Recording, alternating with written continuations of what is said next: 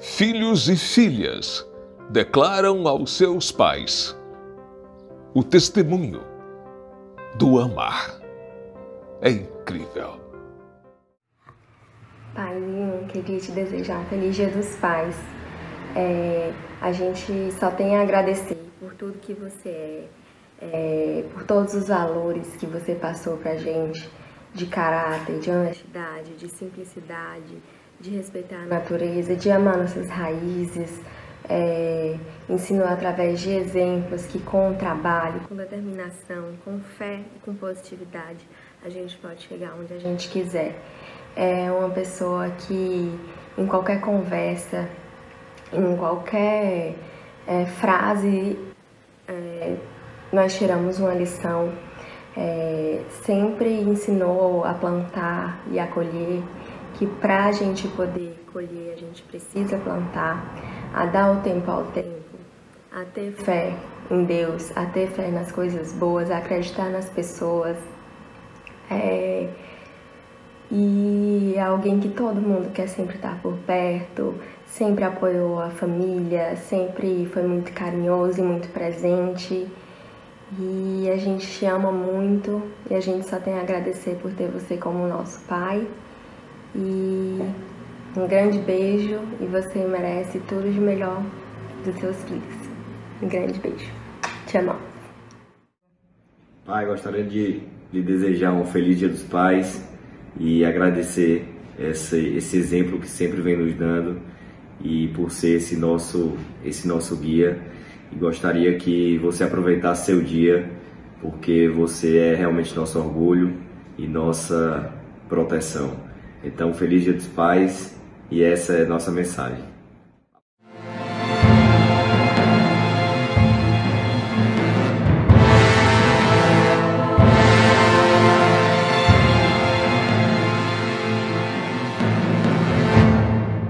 Muitas vezes, o melhor pai do Paulo, eu digo, não, ele é que é meu filho. Eu cheguei primeiro. Né? O cara não quer me identificar como pai do Paulo, não. Você está enganado, ele é meu filho. Mas ele é meu. Para você me perguntar, pai do Paulo não. Eu cheguei primeiro que ele. O senhor sabe que a sua voz lembra um pouco a do Paulo Guimarães? Tem para quem puxar, né? É pai e filho. Né?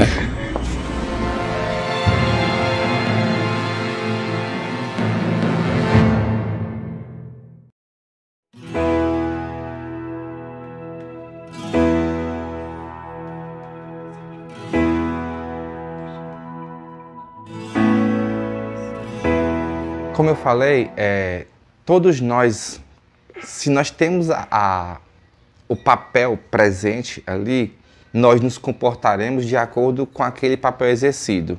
Porque dentro desse papel existem regras a ser cumpridas, tanto por aquele que está emitindo, fazendo, expressando, por aquele que está recebendo ou executando, né? Mas quando nós temos uma ausência desse papel, como eu falei, nós temos uma representação dele por alguém que está ali, né? Por isso que eu falei que não precisa ser a mãe, o pai, pode ser um avô, pode ser um tio. Então, nesse processo da paternidade, nós iremos buscar alguém que o represente, não que eu oficialize para mim mesmo, eu estou em busca de meu pai, mas o meu corpo, o meu repertório como um todo, ele acaba fazendo essa busca, exercendo esse papel enquanto filho, porque assim, o papel do pai e do filho, ele é, como eu falei, é uma construção, ele nasce para cada um. Então, vamos supor, eu sou solteiro, mas no momento que, se por algum motivo, eu engravidasse alguém, nesse momento, naquele momento do nascimento daquela criança, nascia um pai e, de fato, nasce também um filho. Então, não quer dizer que essa paternidade, ela surge como... para muitas civilizações, para muitas sociedades, o papel do pai, ele de fato é como uma passagem ritualística, né? Para algumas pessoas, inclusive, e equivocadamente, claro, né? Dizem-se que o menino ou o rapaz só se torna homem quando completa 18, quando vota, quando tem um filho, quando vai trabalhar. E na verdade não é isso, né? Essas construções não precisam desse ritual, desse aparato ritualístico para acontecer, né? Alguém pode se tornar pai nessa representação, de fato, quando é cuidador. E aí é onde está o fato mais importante. Tornar-se pai, que é uma construção, é tornar-se cuidador, guardião do amor, do carinho, da empatia, de tudo que, de fato, essa criança vai representar para aquela pessoa. Eu posso me tornar pai de alguém que não é mais criança, inclusive. Posso me tornar a representação do pai, e isso não implica em gênero, né? A gente está falando pai como uma construção aqui, de fato, né? E eu posso tornar-me pai de alguém que já é uma criança maior, um adolescente, um adulto. Ou eu já sou pai de alguém que, de alguma maneira, me vê nesse papel. Você falou, e quando esse papel é ausente? Nós vamos sempre buscar nessas pessoas que nos são representativas, que nos são importantes, de alguma maneira, aquilo que eu admiro. Ser pai está ligado muito mais a isso, aos processos de admiração, de reconhecimento, de busca de um modelo que de alguma maneira, aquele papel foi de cuidado para mim e agora eu também quero me espelhar, né? Então não depende desse gênero também. Alano Dourado. Testemunho. Um tributo a um professor inesquecível que inspira a entrega de um verdadeiro pai por seus alunos.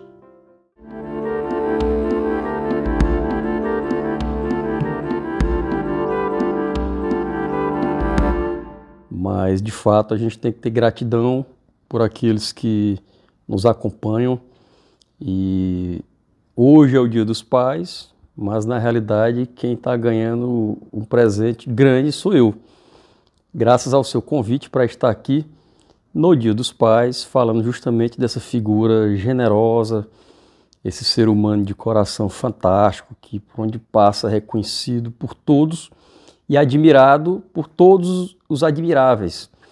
E antes de falar dele, quero aproveitar também e lhe agradecer pela oportunidade de estar me fazendo hoje entrar onde desde o início da pandemia eu não tenho entrado mais, que é na casa dos meus pais. Tenho certeza que meu pai, Sr. Francisco Menezes, está nos acompanhando nesse momento. E para mim é um momento de muita dificuldade, como para todos do mundo, esse distanciamento social. Mas meu pai também não pode deixar de entrar nesse contexto pela generosidade, pela força de trabalho, pela fidelidade, pela doação que deu integralmente aos 3 filhos. Eu, meu irmão Auros, minha irmã Aline, sempre dizendo sim para minha mãe, né, que é a Dona Maria. Um abraço para os dois. E eu lhe agradeço por essa oportunidade de estar hoje na sala deles, não é? Porque desde o início da pandemia nós temos nos furtado desse convívio pela questão de segurança de todos, né? Nossa, especialmente a deles. E além dessa figura paterna, de fato consanguínea do meu pai, eu tenho uma gratidão muito grande a Deus de ter tangenciado a minha vida quando o professor Carlos Augusto Pires Brandão, o nosso Caíto, isso nos bancos da Universidade Federal, por volta de 2003, 2004, em que ele começou a nos dar aula e lá não dava para ter conversas paralelas, não dava para se desfocar com outra coisa, não tinha o WhatsApp naquela época. Mas quando o professor Brandão entrava na sala, era certeza de silêncio, olhos abertos, ouvidos abertos, porque ele tinha muito a ensinar, com muita generosidade, que é uma das grandes marcas dele também. E, Alcide, você o conhece mais do que eu. Na realidade, eu compreendi algo que ele disse, que o professor Brandão é um grande pensador, como todos sabemos. Ele chegou ao pai dele, conhecido, né, Eduardo Álvaro, e perguntou essas perguntas que ele sempre, de modo inquieto, gosta de saber. Papai, é difícil ser feliz? E o pai dele deu uma resposta que é um dos elementos que forja a vida do professor Brandão. O pai dele, com muita sabedoria também, disse: meu filho, porque a felicidade não depende só de nós. Nossa felicidade depende das atitudes dos outros. Então, o professor Brandão, para ele não basta a felicidade dele. Por vezes, você sabe tanto quanto eu, ele, altas horas da noite, está ligando para o amigo A, para o amigo C, preocupado não com ele, preocupado com os amigos. Então, essa é uma característica extremamente rara de se conhecer. É um homem muito grato, muito fiel, muito trabalhador. Eu arrisco a dizer que o professor Brandão não tirou férias. Ele não tira férias. Já fez grandes feitos. Então, o professor Brandão, na minha análise, ele junta duas grandes e difíceis características, que é um pensador em abstrato e um grande executivo das ideias que tem do plano abstrato, colocando no plano concreto. Cada uma dessas características já é muito difícil de se ter individualmente em um homem só, e ele conseguiu agregar as duas. E eu tenho para mim, eu sou um observador da vida do professor Brandão. Eu acredito que há um traço muito marcante na personalidade dele pelos ensinamentos da mãe, pelos ensinamentos do pai e por uma coisa sobrenatural que o coloca com essas características. A mãe dele, isso ele ensinava em sala de aula. Na sala de aula ele não falava muito de artigo, não falava de concurso, falava do modo dele de ver a vida. E isso me fomentava uma grande curiosidade. O professor Meton também tinha essas características semelhantes, né? Que é outro grande vencedor, outro piauiense de envergadura nacional. E a mãe do professor Brandão, e me permita chamá-lo de professor, que eu digo sempre para ele, como ele foi o paraninfo da nossa turma, eu digo para ele que o maior título que eu reputo que ele tem é de professor.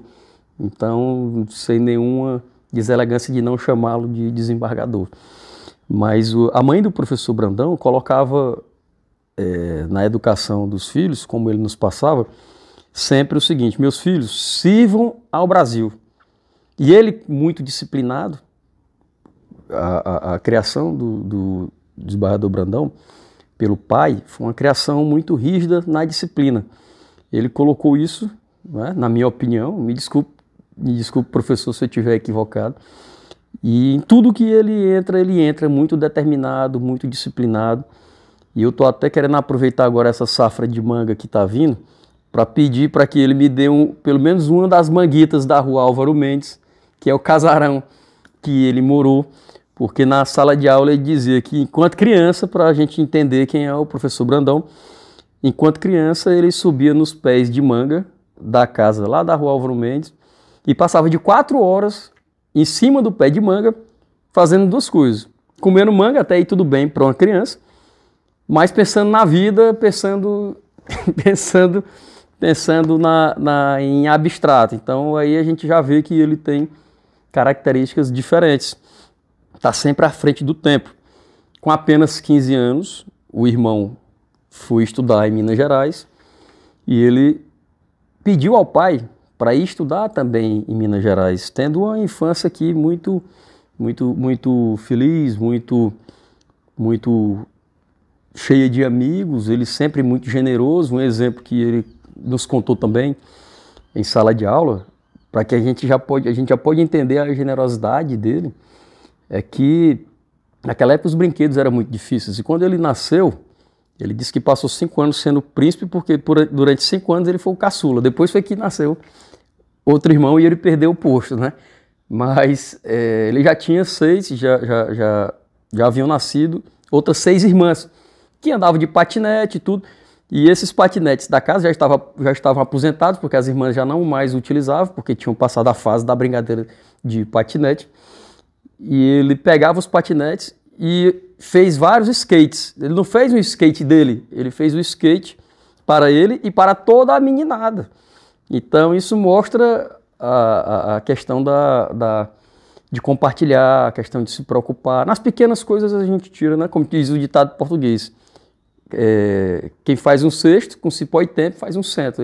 E isso se aplica também à generosidade dele. Então é um homem que muito dedicado a tudo, como ele dizia em sala de aula, nas bibliotecas de Minas Gerais, ele aprendeu a gostar daquele silêncio. E foi onde ele fez a infusão nos livros, né? E foi se preparando demais. Eu reputo o curso de engenharia elétrica que ele fez como também muito importante para essa questão do abstrato, porque engenharia elétrica muita coisa você não vê, você não toca, são átomos, são elétrons, então tudo é um abstrato. E, enfim, professor Brandão passou no vestibular para engenharia, isso ele contava sempre com muita atenção aos alunos, passando a experiência de vida dele, tentando compartilhar. Ele sabe quem ele é, ele sabe que Deus deu características para ele diferente de outros homens. E ele utiliza, ele não deixa para si próprio. Ora, é um juiz concursado, federal, que primeiro fez engenharia, depois se formou, manteve a vocação de engenharia com esses dotes também que a engenharia o deu. Foi para a área do direito, passou no concurso de juiz federal, por que não somente cumprir expediente e ficar tranquilo? Depois foi ser desembargador, por que não ficar tranquilo? Não, o desembargador Brandão vai para o abstrato e compartilha com o povo do Piauí, do Brasil. Basta a gente ver as realizações dele.